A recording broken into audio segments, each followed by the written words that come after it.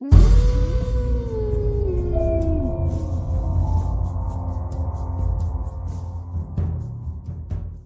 कहानी की लेखिका है सोनिया सैनी। पूर्ति, ये रेखा तो यहाँ मरी हुई पड़ी है। इसके शरीर की हालत देखकर लग रहा है किसी ने इसको नोच नोच कर खाया है। जल्दी चलो यहाँ से, अब हम यहाँ एक पल भी नहीं रहेंगे।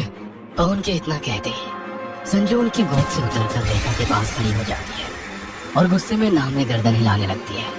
पूर्ति तुम जाओ, मैं संजू को लेकर आता हूँ।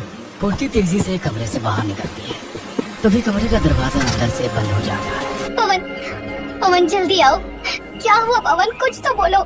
दरवाजा बंद होने के बाद अंदर से कोई आवाज सुनाई नहीं दे रही थी। पूर्ति को कुछ समझ में नहीं आ रहा था, वो कहाँ जाए, किससे मदद मांगे। दौड़ते हुए वो घर से बाहर निकलकर सीधे पंडित जी के पास पहुंचती है और उन्हें सारी बात बताती है।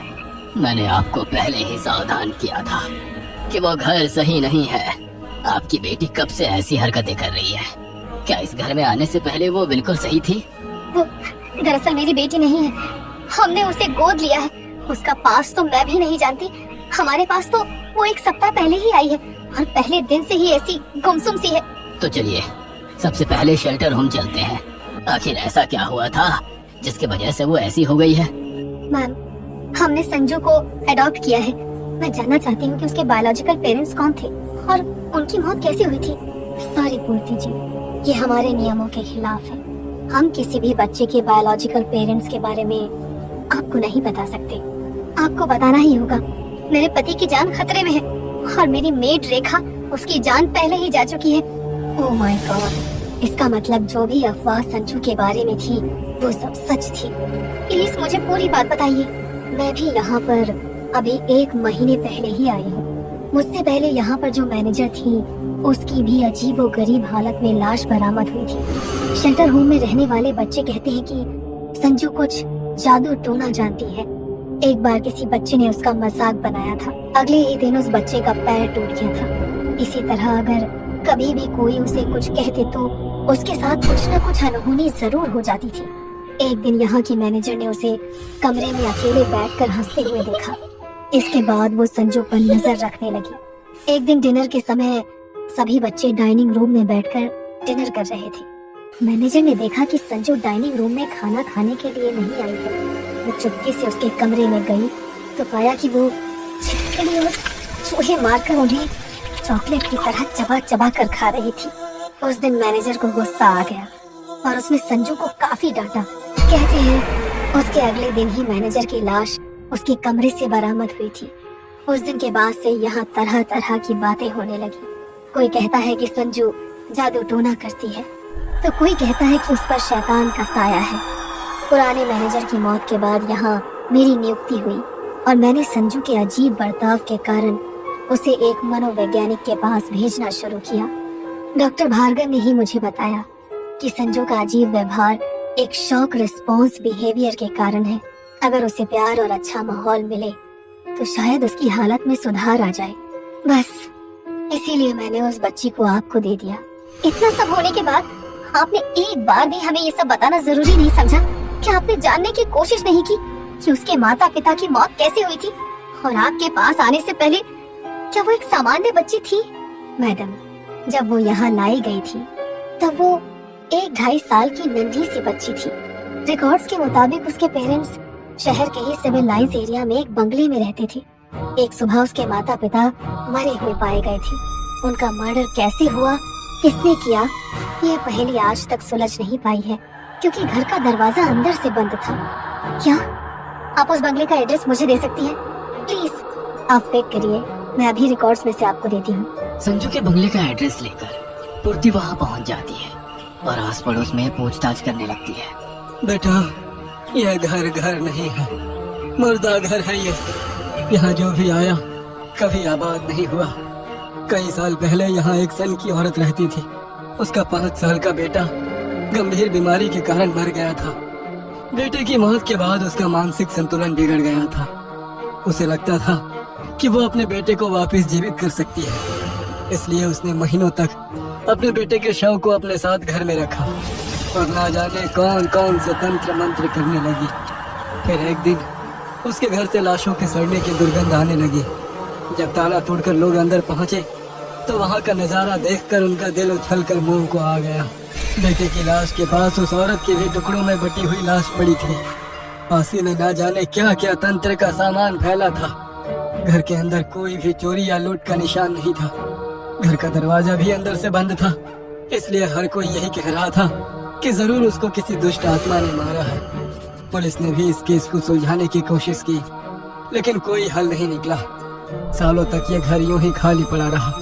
फिर इस घर को किराए पर देने की कोशिश शुरू हुई, लेकिन कोई भी किराएदार यहाँ एक रात भी नहीं टिक सका। अगले ही दिन सब यहाँ से भाग खड़े होते थे।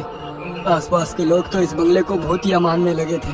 फिर एक दिन सुनने में आया कि एक परिवार ने यह बंगला खरीद लिया है। बंगले की साफ सफाई कराने के बाद वे लोग यहाँ रहने आ गए। हमें लगा था कि बाकी के किराएदारों की तरह ये भी दिन दो दिन में भाग खड़े होंगे, लेकिन इस बार ऐसा नहीं हुआ। वे लोग आराम से इस बंगले में रहने लगे।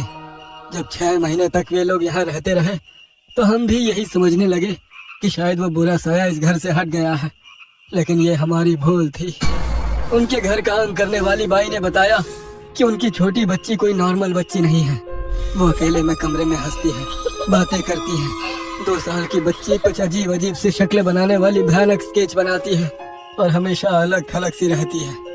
वे दोनों पति पत्नी दिन भर काम के सिलसिले में बाहर रहते थे, इसलिए उनकी भाई ने उन्हें बच्ची की हरकतों के बारे में बता दिया।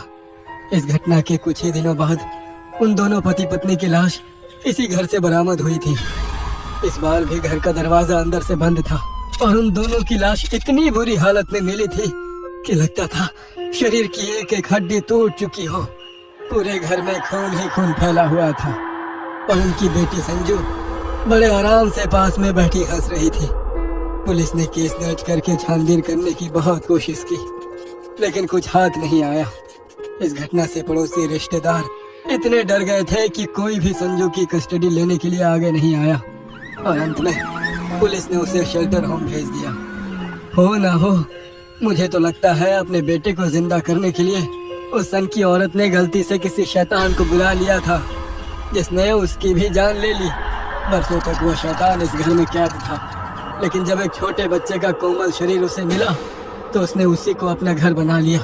वो लड़की संजू कोई बच्ची नहीं है, शैतान है वो शैतान, जिसने अपने खुद के माँ बाप को भी नहीं छोड़ा। संजू की पूरी कहानी सुनने के बाद मूर्ति का सर चकरा रहा था। मेरे पवन की जान खतरे में है, मुझे उन्हें बचाना होगा।